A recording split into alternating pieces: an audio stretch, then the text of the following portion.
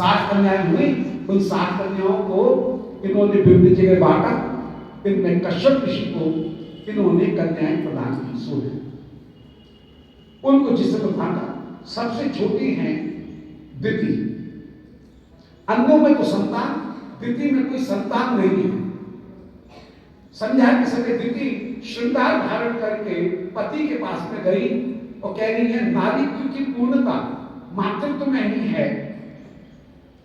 अन्य मेरी बहनों के पास में संतान है, परंतु मेरे कोई संतान नहीं है। श्री कश्यप ऋषि बोले कि प्रिय, तुम धैर्य धारण करो।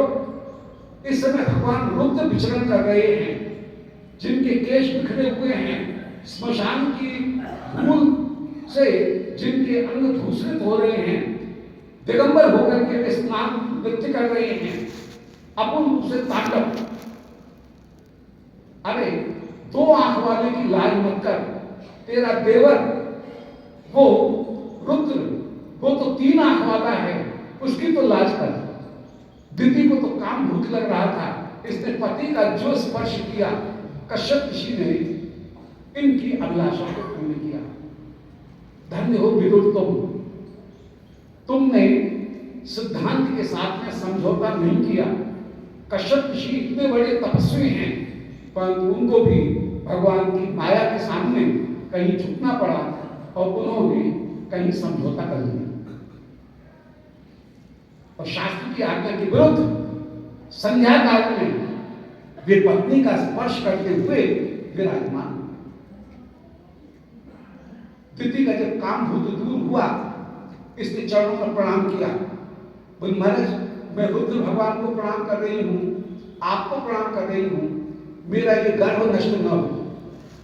कश्यप ऋषि बोले कि अरे चंडी, तूने मेरी बात को नहीं माना, जा तेरे उग्र दंड को धारण करने वाले 2 पुत्र उत्पन्न हो, जिनको भगवान मारेंगे, परंतु तूने पश्चाताप किया है, इसलिए तेरा नाती परम भागवत होगा। जिस समय दिति के गर्भ में ऐसा ही कोई 2 शापित जीव गर्भ में विराजमान हुए। इन्हीं जीवों में भगवान के नित्य पार्षद श्री जय विजय आकर के विराजमान हुए। जय विजय कहां से पढ़ते, बीच में कहां से कर ये पता है। बोले एक समय की बात के श्री सनक सनंदन सनातन सनत कुमार, ये चारों के चारों ऋषि कुमार, जिनके नाम में ही सन शब्द जुड़ा हुआ है, सबके शब्द का नाम में सन शब्द जुड़ा हुआ है। सन का तात्पर्य ज्ञान, जो ज्ञान के आदि कारण होकर के विराजमान है। ये मन में विचार करते हैं कि बिना भक्ति के ज्ञान भी फलदायी नहीं हो सकता है। ज्ञान के द्वारा, सत्सत विवेक के द्वारा मैं प्रकृति नहीं हूं, ये बात तो सिद्ध हो जाएगी, जिस अज्ञान की निवृत्ति तो हो जाएगी कि मैं देह नहीं हूं, परंतु ये अज्ञान दोबारा भी तो आ सकता है। एक बार किसी ने कह दिया, श्रवण की कितनी महिमा है, कि किसी ने कह दिया कि नायन सर्पः रज्जुलेदम पियम, ये रज्जु है, तो अज्ञान दूर हो जाएगा, पर दोबारा भी तो हो सकता है क्या? माया की पूर्ण निवृत्ति नहीं हुई, सर्प के अज्ञान की निवृत्ति हुई है, सर्प की निवृत्ति नहीं हुई है। सर्प की निवृत्ति करनी है, माया दोबारा ना आए, सर्प नाम की कोई चीज कभी भय देने वाली रहे ही नहीं। इसके लिए आवश्यक क्या है? इसके लिए आवश्यक है श्री हरिनाम संकीर्तन का आश्रय। बोलो जगत मंगल हरिनाम संकीर्तन की जय। इससे भक्ति के द्वारा ही संसार निवृत्त होता है, संसद विवेक के द्वारा, एहामुष्य फलों के द्वारा, समाधि संपत्ति के द्वारा कहीं अज्ञान की निवृत्ति तो हो जाएगी, परंतु संसार की निवृत्ति नहीं होगी। संसार दोबारा भी आ सकता है, अगर दोबारा संसार ना आए, इसके लिए संसार की पूर्ण निवृत्ति करने के लिए तब शास्त्र कहते हैं कि श्री हरि नाम का आश्रय ग्रहण करो। ज्ञान एक निर्बल साधन है, भक्ति सबल साधन होकर के विराजमान है। अतः बड़े बड़े ज्ञानी वे भी श्री राम नाम का तारक मंत्र का आश्रय ग्रहण करके विराजमान होते हैं। जो परम बुद्धिमान है वे तारक मंत्र, कृष्ण नाम मंत्र, उनका आश्रय ग्रहण करते हुए विराजमान होते हैं। तो जो तारक मंत्र है उसके द्वारा ही संसार की निवृत्ति होगी, भक्ति के द्वारा संसार की पूर्ण निवृत्ति होगी, ज्ञान के द्वारा केवल सत विवेक होगा, कौन सी वस्तु सत्य है कौन सी असत है, परंतु असत की निवृत्ति नहीं होगी। असत दोबारा भी आ सकता है, कहीं स्खलन हो जाएगा, दोबारा भी आ सकता है, परंतु भक्ति का आश्रय ग्रहण करने पर फिर माया कभी भी घेरेगी नहीं। इसलिए भक्ति ही प्रधान होकर के विराजमान है। यह विचार करके श्री सनकादिक वैकुंठ दर्शन करने के लिए पधारे। ज्ञान के विषय में कहा गया, आगे दशम में करेंगे कि आदि क्षीण परम पदम ततः पतत्यधो नादृत युष्म तंग्रह। केवल शुष्क ज्ञान ग्रहण किया गया तो रूढ़च्युत होने का भय रहता है, ऊंचे चढ़कर के नीचे गिरने का भय रहता है, परंतु जिन्होंने भक्ति का आश्रय ग्रहण किया वे रूढ़च्युत कभी नहीं होते हैं, ऊपर चढ़कर के ऊपर से फिसलते कभी नहीं। इसलिए संकालिक संसार निवृत्ति हो इस बात के लिए श्री नारायण में ही परम प्रीति रखते हैं। 7 डोलियों को पार करके जिस समय 7वीं डोली में पहुंच रहे हैं, वहां पर जय विजय पार्षद को द्वार के ऊपर खड़ा हुआ देखा। मन में विचार किया कि अरे जैसे 6 डोली पार की हैं 7वीं भी पार कर लेंगे, परंतु जय विजय ने सनकादिक को रोक दिया। जय विजय अभी अभी सुन रहे थे, भगवान शैया भवन में शयन करते हुए बार बार अंगड़ाई ले रहे हैं। लक्ष्मी जी आपके चरणों को पलट रही हैं। लक्ष्मी पूछ रही, महाराज क्या बात है, नींद नहीं आ रही है क्या, शयन करो ना, आओ मैं आपके चरणों को पलट दूं। और भगवान अब सारे हुए कह रहे हैं, तो लक्ष्मी हाथ पांव बड़े जकड़ से गए हैं, बहुत दिन से कोई कुश्ती लड़ने वाला नहीं मिला। जय विजय द्वार के ऊपर खड़े होकर सुन रहे हैं, बोले महाराज आपको कुश्ती लड़ने वाला चाहिए, इस वैकुंठ में तो आपसे कोई युद्ध करेगा नहीं, युद्ध करने के लिए बैर भाव चाहिए, इसलिए ये सेवा आप हमको दे दो, हमको इस वैकुंठ से पृथ्वी पर भेजो। काम क्रोध लोभ ये 2 भाव हमको हमें उत्पन्न करो, और हमने इन काम क्रोध लोभ भाव के कारण आपसे बैर हो, और बैर होकर के हम आपके साथ युद्ध करें, किसी तरह से आपको सुख मिले, उसके लिए हम कोई भी गति प्राप्त करने के लिए आपसे प्रार्थना कर रहे हैं। इतने में संकालिक वहां चले आए। जो संकालिक पधारे श्री जय विजय पार्षद, उन्होंने उनको रोक दिया। संकालिकों को क्रोध आया, बोले अभी अभी अब आश्चर्य की बात है कि वैकुंठ में क्रोध आ ही नहीं सकता है। संकालिक तो ज्ञान के गुरु हैं, काम क्रोध के ऊपर पहले ही जीत इनको प्राप्त हो गई है, देहाध्यासन में है ही नहीं, परंतु संकालिकों को क्रोध आ गया। ये कृष्ण कृपा ही, कृष्ण ही इसमें कारण है। श्री जय विजय पार्षद उन्होंने ब्राह्मणों का अपराध किया, ये भी कृष्ण इच्छा थी, अन्यथा जो वैकुंठ का पार्षद है वो कृष्ण इच्छा के अतिरिक्त कोई दूसरी बात सोच ही नहीं सकता है। कृष्ण यदि ब्राह्मणों का आदर करने वाले हैं तो कैसे कृष्ण की इच्छा के विरुद्ध उनके सेवकों का स्वभाव हो सकता है। सब जगह कृष्ण कृपा काम चल रही। संकालिकों जय विजय पार्षद इनका संकालिकों के शाप से दैत्य योनि, राक्षस योनि और मनुष्य योनि में, दुष्ट योनि में जन्म होता है, ये भी कृष्ण कृपा है। जब गत्वा में निवर्तनते तब धाम परम सब विरोधाभास है, ऑक्सीमोटन है कि जो वस्तु होनी चाहिए उसके विपरीत कार्य हो रहा है। जो क्यों हो रहा है? तो भगवान कर्तुम अकर्तुम अन्यथा कर्तुम सर्व समर्थ है। हम जीवों को भी कहीं उपदेश प्रदान करने वाले हैं, इसलिए भगवान ने जय विजय पार्षद को भी कहीं शाप दिलवा दिया ब्राह्मणों का। जय विजय ने स्तुति की, बोले महाराज कृष्ण की स्मृति खंडित नहीं हो, बस यही चाहते हैं, सेवा मिल रही है बहुत अच्छी बात है, सेवा के लिए तैयार है, पर स्मृति निरंतर बनी रहे। और भगवान बोले ये जगत को शिक्षा देने के लिए कि ब्राह्मण मेरे स्वरूप होकर के विराजमान है, ब्राह्मणों का किसने अपराध किया है तो उनको दंड मिलना ही चाहिए। महाराज आप मेरे यहां पर आए और मेरे सेवकों के द्वारा आपका अपराध बना, ये दोष अंत में जाकर के स्वामी का होगा। सेवक के द्वारा किए गए अपराध का दंड और निंदा स्वामी को प्राप्त होती है, इसलिए मैं उसका मार्जन करने के लिए आपके शाप का अनुमोदन कर रहा हूं। संताधिक जान गए कि ठाकुर की इच्छा है, तो प्रार्थना कर रहे हैं, बोले महादेव इनको कोई ऊंचा स्थान प्रदान करो, हमको कोई नीचा स्थान प्रदान करो। पर भगवान कह रहे नहीं, यह मेरी इच्छा से ही हुआ है।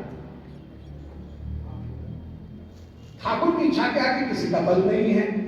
तो संताधिकों ने अंत में अपनी प्रार्थना पर बल नहीं दिया और कहा बोले महाराज आपकी इच्छा बलवान है, न जाने आप उस शाप के द्वारा कौन सी लीला करना चाहते हो, इसलिए आपकी उस लीला का हम भी कभी दर्शन करेंगे। आगे जब वो लीला सामने आएगी तब उसका दर्शन करते हुए हम भी विराजमान होंगे। ऐसा कहकर के चरणों में प्रणाम करके चले। जय विजय से आपने कहा घबराना मत, जल्दी तुम मेरे पास में प्राप्त होगे। वे ही जय विजय द्वितीय के द्वारा शापित जो गर्भ था उस जीव के भीतर अंतर्यामी में प्रवेश कर गए।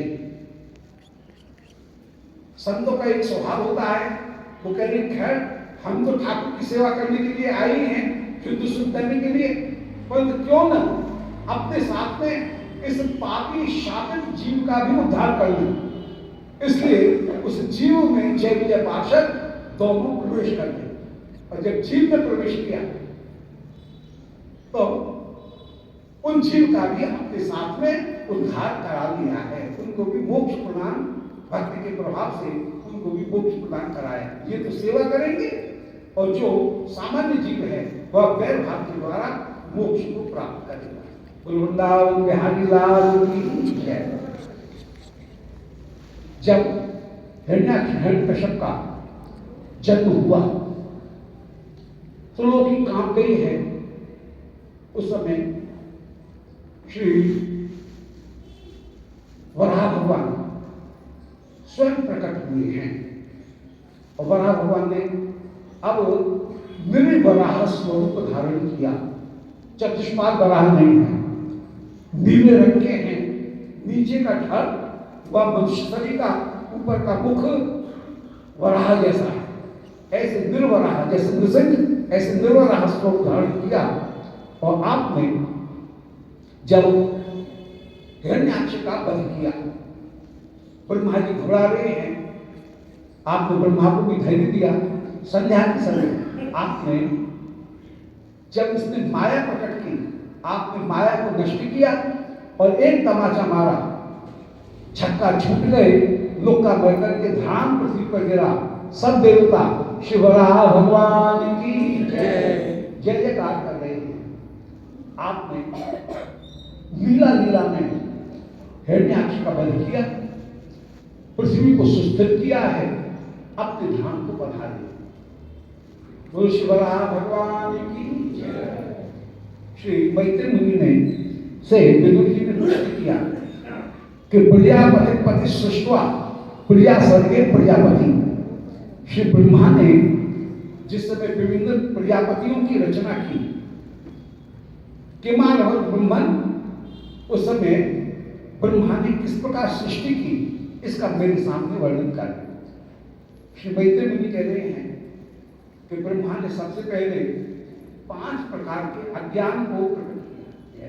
जय महाराज की जय, वृंदावन बिहारी श्रीमद मोहनलाल की जय,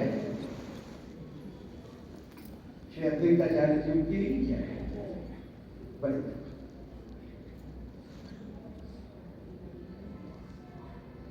सो 5 प्रकार के अज्ञानों की सृष्टि की, तामस अंधतामस,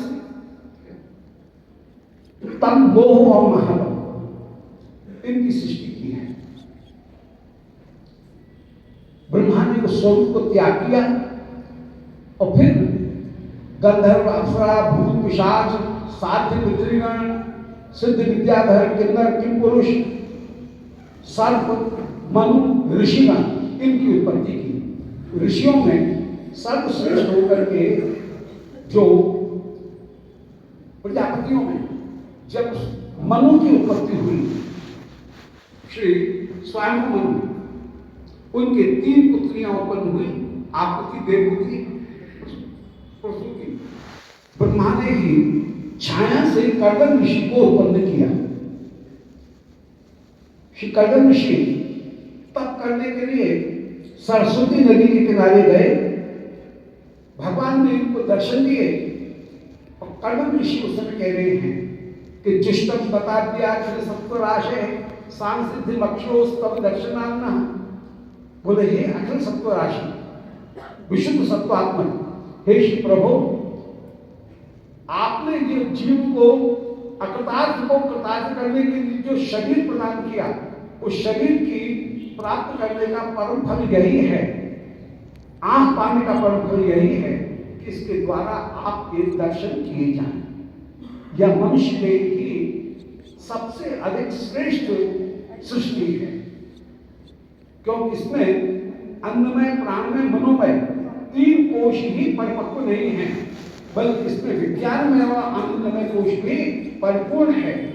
इसलिए जहां विज्ञानमय और आनंदमय कोश सबसे ज्यादा विकसित होकर के विराजमान हो, वह स्वरूप ही सर्वश्रेष्ठ है। तो सांसिद्धि मक्षोस्तव दर्शनान्ना, आपका दर्शन करने से ही इस देह की आंख पाने की सार्थकता प्राप्त हुई है। वे लोग माया से वंचित होते हैं जो आपको प्रसन्न करके, आपकी सेवा प्राप्त करके, उस सेवा के उत्तर में, उस सेवा के फल रूप में संसार के सुखों को जानने लगते हैं। इसलिए महाराज, मैं आपकी भक्ति के फल के रूप में संसार के सुखों को नहीं चाहता हूं। फिर कह रहे महाराज, मैं संसार की निंदा कर रहा हूं, पर मेरी दशा भी ऐसी ही है, मैं भी विवाह करना चाहता हूं। आज ऐसी दशाएं मेरी कि निंदामी च पेवामी च, जैसे हम गृहस्थियों की दशा, भोजन सामने आया और झुललाते भी जा रहे हैं।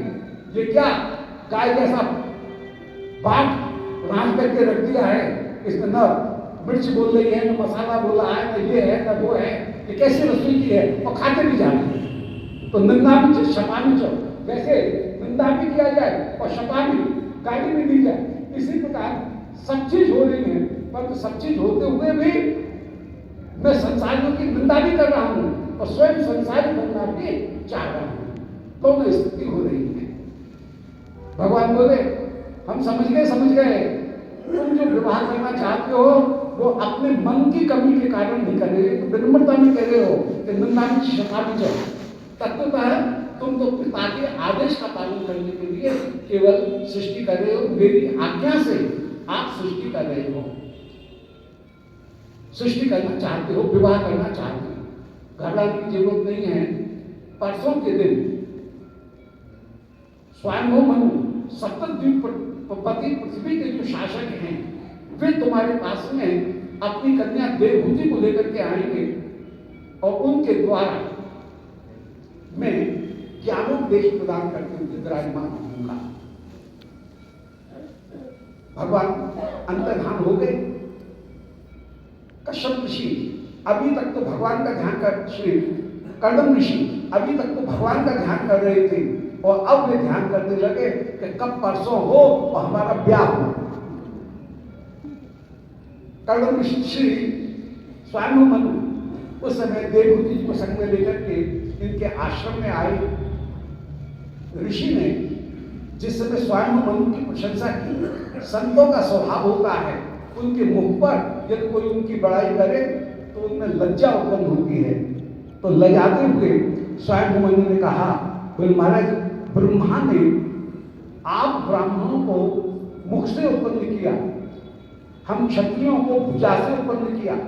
यदि सिर के ऊपर कोई प्रहार करता है, हाथ से चोट को रोका जाता है।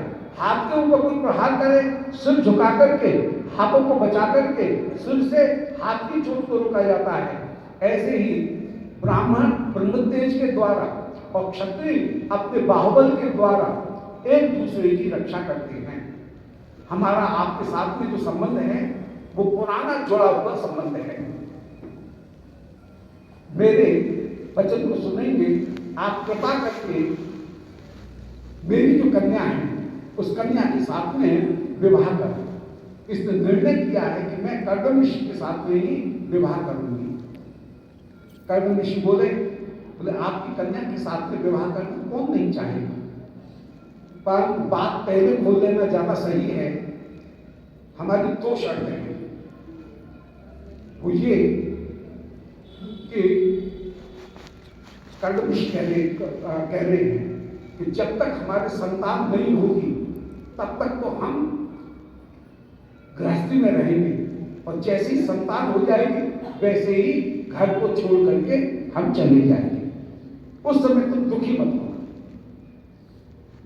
ये एक शर्त है हमारी। इसमें कौन सी बुराई की बात है, हम भी ऐसे ही कर लेंगे, अपने पुत्रों को राजगद्दी देकर के भगवत भजन करेंगे। ये तो एक अच्छी बात है, प्रशंसनीय बात है। देवहूति जी का कर्दम ऋषि के साथ में विवाह हो गया, बहुत बड़ा दायजा भी दिया। देवहूति जी पूरी तरह से पति की सेवा करती है। एक दिन कृष्णकाय देवहूति जी को कर्दम ऋषि ने देखा और कह रही है, प्रिय,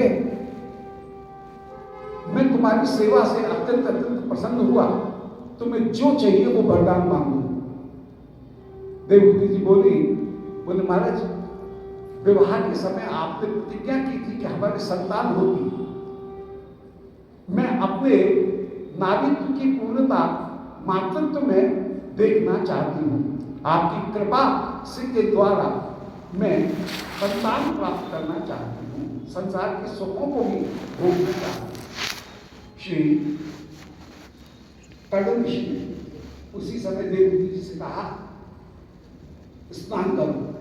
बिंदु सरोवर में जो स्नान किया, देवहूति जी परम सुंदरी नवयुवती होकर के विराजमान हो गई। कर्दम ऋषि ने मन के द्वारा ही दिव्य विमान की रचना कर दी। एक दुगुर्ज चौगुर्ज छाछ छज्जे झोंका मोखा झरोका जहां सुशोभित हो रहे हैं, सब प्रकार के सुख यहाँ पर विराजमान। 1000 दासी की सेवा कर रही हैं।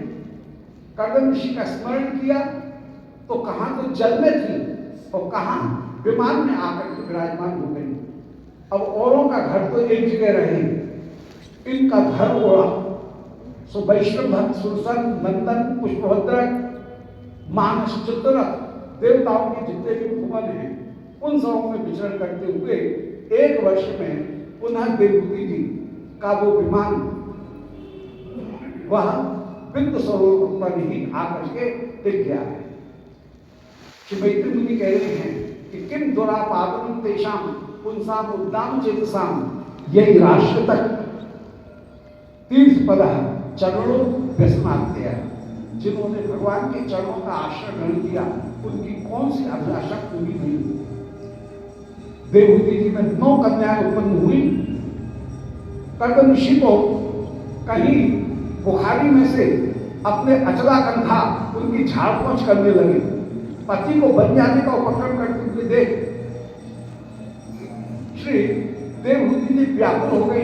कर्दम ऋषि ने कंधे को थपथपाते हुए कहा, तो देवहूति, हमने तुम्हारे विवाह के समय तुम्हारे बाप के सामने पहले प्रतिज्ञा करवा दी थी कि जब तक संतान नहीं होगी तब तक घर में रहेंगे। उस समय हमसे शादी की मना कर रही थी, क्यों शादी की? अब तो हम बच जाएंगे। जरा भी विषयों में आसक्ति नहीं है। तो महाराज ये कन्याएं पराया धन है, मेरे जीवन का कल्याण करने वाला कोई पुत्र तो मुझे प्रदान कर देते। ध्यान आ गया है, बोले अरे भगवान हमारे यहाँ पर उत्पन्न होंगे, प्रतीक्षा की है। ब्रह्मा जी 9 ऋषियों को लेकर के आए और 9 ऋषियों के साथ में देवहूति की 9 कन्याओं का विवाह कर दिया है। सब अपने अपने आश्रमों को लौट गए। कुछ समय पश्चात श्री देवहूति जी में श्री कपिल देव जी का जन्म हुआ।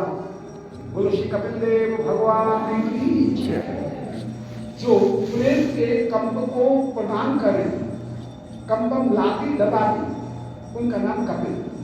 अथवा जो विरह, जो संसार की आसक्ति, उस आसक्ति को कपाकर के दूर कर दें, उनका नाम कपिल। अज्ञान की निवृत्ति करने वाले कपिल होकर के विराजमान। कपिल देव जी विराजमान हुए। श्री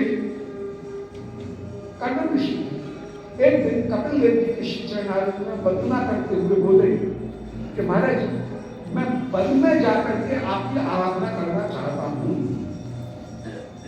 भगवान तो हंसे, बोले काय के लिए आराधना कर रहे हो? बोले आपकी प्राप्ति हो। बोले मेरी प्राप्ति तो हो गई। बोले यहाँ पर प्राप्ति होने पर मेरा भाव पुष्ट नहीं हो रहा है। व्यवहार में मैं पिता हूं और कभी आपको डांटने का, आपका लालन पालन का, डांटने का स्वभाव तो है नहीं, लालन पालन करने का यदि विचार उत्पन्न हो वात्सल्य भाव में, तो भीतर से काट जाता हूं कि क्या मैं भगवान का पिता हूं क्या? ये तो इनकी लीला है, इन्होंने मेरे यहाँ पर जन्म लिया है, मैं इनका लालन पालन करने वाला कहाँ हूं? ये मेरा लालन पालन करने वाले हैं, तो मेरा वात्सल्य भाव कुछ होगा नहीं। और यदि ये विचार करूं कि ये ईश्वर है, मैं इनको प्रणाम करूं, और यदि प्रणाम करता हूं तो पड़ोसी झांक झांक करके देखने लगते हैं, कहते हैं अजी जल्दी आओ देखो सामने वाले मकान में क्या हो रहा है, ये बात कैसा है जो बेटे के पैरों में पड़ा हुआ है। तो ऐसी स्थिति में घर में रह करके न दास्य भाव पुष्ट हो रहा है, न वात्सल्य भाव पुष्ट हो रहा है। इसलिए बहुत निर्णय करने के बाद में कहना है कि आपका संग, आपके संग का सुख मुझे नहीं चाहिए, मुझे आपके चरणारविंद में प्रीति चाहिए। आप नहीं चाहिए, आपकी प्रीति चाहिए। कभी श्री सनातन गोस्वामी पाद मथुरा से चतुर्वेदी जी के यहाँ से श्री मनमोहन जी को मांग करके ले आए भिक्षा में। पहले तो मारपीट करते थे, अब सूखा आटा ले आए चून और उनकी बाटी बना करके मनमोहन जी को भोग लगाए। अश्री मनमोहन जी बड़े प्रेम से खाए, तो बाटी का स्वाद थोड़ी, वहां तो प्रेम का स्वाद है। पर एक दिन परीक्षा करने के लिए कह रहे हैं, बोले भूखी बाटी रोज खवाते हो, इनके साथ में और कोई चीज तो नहीं है। डांटते हुए बोले सनातन गोस्वामी जी, बोले मनमोहन मेरे साथ में रहना है तो ये बाटी मिलेगी। अब यहाँ पर चतुर्वेदी जी का घर तो है नहीं कि नित्य की रोटी मिले, यहाँ पर तो ये बाटी है, चुपचाप यहाँ रहना है तो ये बाटी ही मिलेगी। बोले हम तो मना कर रहे हैं, हमको भगा काय को रहे हो, नहीं जाना हो तो वापस तुमको छोड़ आए भाई, हमको अपने से दूर मत करो, हम तुमसे दूर नहीं होंगे। बाकी एकांत करो, कुछ तो विचार करना पड़ेगा कि रूठी बाटी कोई खाई जाती है ना बिना नॉन के, थोड़ा सा नमक हो तो दे दो। बोले आज मांग रहे हो नॉन, कल क्या हुए इसके ऊपर घी पड़ दो, फिर कह रहे कुछ और दूसरी भी जो सामग्री है, कुछ कुरकुरी भुरकुरी वो भी प्रदान कर दो। ठीक है, अब तो जो है उसको ही आरोप जान रही हैं हम सब कि तुम स्वयं अपने जीव का लालच दिखाते हुए, 4 चीजों में रुचि दिखाते हुए हमारी परीक्षा कर रहे हो कि हम विषयों में आसक्त होते हैं कि नहीं। हम आसक्त होने वाले नहीं हैं। तुमको जैसे अपना प्रयोग बढ़ाना है बढ़ाते रहना। संयोग की बात उसी समय रामदास कपूर उनकी नाव जा रही थी और वो नाव फंस गई और श्री मदन जी ने ही स्वरूप धारण करके कह दिया किसी बालक के रूप में कि यहाँ पर एक देवता हैं उनकी स्तुति करो। और उन्होंने कहा कि हे प्रभु मेरी नाव बच जाए, जान बच जाए, और नाव निकल गई, बच गई। सनातन गोस्वामी को प्रणाम किया, बोले महाराज आपके देवता श्री मदन मोहन इनकी कृपा से आज मेरे प्राण बच गए, संयोग की बात है। इस समय आपकी कृपा से ही मेरे प्राण बचे हैं, कुछ सेवा करना चाहता हूँ। बोले भाई हमको तो कोई सेवा चाहिए नहीं।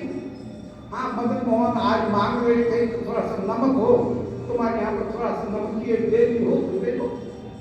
बोले संयोग की बात है कि नाम उस समय नमक की ही नाव है, तो पूरी पूरी नाव समर्पित करनी है। सब नाव समर्पित करके विराजमान हुए। श्री सनातन गोस्वामी जी हंसते हुए बोले महाराज जाते जाते आप अपना वैभव बढ़ाना चाहते हैं, अब बढ़ाओ। उस समय श्रीमद मंच के पंडित उनकी रचना की, मुख्य मंदिर की रचना हुई। महाप्रभु ने कभी संदेश भिजवाया सनातन गोस्वामी को, मैं भी आ रहा हूँ हम। उस समय श्री दूसरा मंदिर है बड़ा ऊंचा लगाया, वो उस मंदिर की महाप्रभु के लिए महाप्रभु आएंगे प्रतीक्षा में वहाँ उस मंदिर की रचना की, शिखर की भी रचना की। बोलो वृंदावन बिहारी लाल की जय, श्री सनातन गोस्वामी पाद की जय। आप लोग से कहने का तात्पर्य ये कि भजन के आक्रम में भक्तगण भगवान का भी त्याग कर देते हैं। साध्य बड़ी वस्तु नहीं है, साधन ही बड़ी वस्तु है। यशोदा मैया कृष्ण का पोषक दूध है, इसलिए दूध को उतारने के लिए चली जाती हैं और कृष्ण को जो दूध पिला रही है उसको छुड़ा देती। तो अपने दूध को छुड़ा करके श्री दूध का को उतारने के लिए चली जाती हैं। तो कन्हैया को गुस्सा आएगी, फिर मार थोड़ा तो अलग बात है, पर यशोदा की जो भावना है वो बिल्कुल ठीक है, क्योंकि रस की प्रेम की एक रीति है कि उसमें पोष्य बड़ा नहीं होता है, पोषक बड़ा होता है। भक्तगण भगवान भी आ जाए तो भगवान के साधन को नहीं छोड़ते हैं, भक्ति को नहीं छोड़ते हैं, भगवान को छोड़ने के लिए तैयार है। और यही कहते हैं कि यदि आपकी भक्ति मिलती है तब तो हम सालों के साहित्य भक्ति को कभी स्वीकार करेंगे नहीं। इन चार प्रकार की भक्ति जो है सालों के साहित्य एकत्व को नहीं लेंगे, पहली चार भक्तियों को हम ग्रहण करेंगे। परंतु यदि कृष्ण सेवा नहीं मिलती है तो किसी भी दूसरी जो वस्तु है, वैकुंठ का जो निवास है, उसको भी हम नहीं चाहेंगे। ये रस की एक सहज रीति श्री कपिल देव जी के आदेश को प्राप्त करके कर्दम ऋषि वन में पधारे, भगवत आराधन करके भगवत गति को प्राप्त हुए। वृंदावन बिहारी लाल की जय। एक दिन श्री देवहूति जी एकांत में कपिल देव जी के पास में आए, शांत रूप से विराजमान है। कपिल देव जी मैया को उपदेश देने के लिए विराजमान है, इसीलिए अवतार हुआ, पर उपदेश दे नहीं। उपदेश दिया जाता है तब जब कोई प्रश्न करता है, विनम्र होता है, जिज्ञासा प्रकट करता है। अश्रद्धालु को उपदेश देना ये नामा बराबर, इसकी प्रतीक्षा करेंगे। श्री देवहूति जी एक दिन कपिल देव जी के श्री चरणारविंद में वंदना कर रही हैं और कह रही हैं, निर्विण नाम विश्राम भूमन असत इंद्रिय दर्शनाम। हे सर्वव्यापक, मैं असत इंद्रियों की तृष्णा से अत्यंत अत्यंत दुखी हो रही हूं, खिन्न हूं। इन विषयों का सेवन करने से अंत में तमोगुण की नरक की ही प्राप्ति होगी। मुझे त्रिताप से मुक्ति की प्राप्ति हो, ऐसा आप उपदेश प्रदान करें। सांख्य तत्व का जो फल है वह ताप की मुक्ति है, तृताप की निवृत्ति है, आनंद की प्राप्ति नहीं है, आनंद की प्राप्ति नहीं है, तृताप की निवृत्ति है। पर श्री कपिल देव जी कह रहे हैं, बोले भैया मोक्ष का क्या स्वरूप है। कुछ लोग ये कहते हैं कि दुख की निवृत्ति मोक्ष है, दूसरे लोग ये कहते हैं कि स्वस्वरूप की प्राप्ति होना मोक्ष है, तीसरे लोग ये कहते हैं कि ब्रह्म के साथ में सायुज्य हो जाना मोक्ष है। पर ये तीनों ही पूर्ण मोक्ष नहीं है। मोक्ष की ये तीन अपूर्ण अवधारणाएं हैं। तृताप की निवृत्ति हो जाना ये कैसे है? बोले किसी को बड़ा भारी शरीर में दर्द हो रहा है और उसने कोई पेन किलर खाया, पिल्स खाई और उसके शरीर का रोग दूर हो गया, दर्द दूर हो गया। कोई मित्र उससे मिलने के लिए आए, पूछ रहे हैं कैसे हो, कहेगा मैं बड़ा सुख में हूं, परंतु क्या उसे सुख मिला? सुख तो नहीं मिला है, केवल दर्द की निवृत्ति हुई है। उस दर्द की निवृत्ति को होने को वह सुख मान रहा है। इसलिए तृताप उनके विघात की जिज्ञासा यह करना, यह सांख्य तत्व का जो तृताप की निवृत्ति होना, सांख्य नहीं, सांख्य वैशेषिक, न्याय और मीमांसा, इन चारों दर्शनों का परम मोक्ष का स्वरूप क्या है? परम मोक्ष का स्वरूप है दुख की निवृत्ति। तो ये मोक्ष का पूर्ण फल नहीं हो सकता है। दुख निवृत्ति हुआ ये तो नकारात्मक कोई उपलब्धि है, कोई स्वीकारात्मक कहीं उपलब्धि नहीं। अब दूसरा, किसी ने कहा स्वस्वरूप की प्राप्ति मोक्ष है, यह भी मोक्ष का मूल स्वरूप नहीं है। किसी का बटुआ खो गया और मिल गया, बड़ा खुश हो रहा है, बोले आज तो बड़ा लाभ हुआ। क्या लाभ हुआ? बटुआ में तो एक पैसा भी नहीं पड़ा, जितना था उतना का उतना मिला। ऐसे ही अपने स्वरूप को किसी ने भुला दिया और फिर उसको अपने स्वरूप की प्राप्ति हो गई, तो यह भी कोई उपलब्धि नहीं है, यह भी नकारात्मक उपलब्धि है। यदि कोई अणु होकर के विभू में जाकर के लीन हो गया, यह भी कोई उपलब्धि नहीं है। तिनका समुद्र में जाकर के लीन हो गया, बूंद समुद्र में जाकर के लीन हो गई, पर बूंद समुद्र नहीं बनी, समुद्र के भीतर खो गई। बूंद का अपना जो अस्तित्व है उसमें कोई वृद्धि नहीं हुई है, वो वैसी की वैसी विराजमान है। उसकी आइडेंटिटी नष्ट हुई है, उसकी एग्जिस्टेंस नष्ट नहीं हुई, उसका अस्तित्व नाश नहीं हुआ है, उसकी पहचान मात्र नष्ट हुई। मोक्ष की स्थिति में, ऐसी स्थिति में सायुज्य मुक्ति भी मोक्ष फल नहीं है। मोक्ष फल कब होगा? बोले जब कोई नई चीज मिलेगी। इसलिए श्री कपिल देव जी कह रहे हैं, बोले भैया नहीं युज्य मानया भक्त्या भगवत त्यखलात्मनि सदशोस्त शिव पंथा। युज्य मान्या माने दृढ़ भक्ति के अतिरिक्त, भगवान में दृढ़ भक्ति के अतिरिक्त कल्याण करने वाला, सुख को प्रदान करने वाला कोई दूसरा मार्ग नहीं है। इसलिए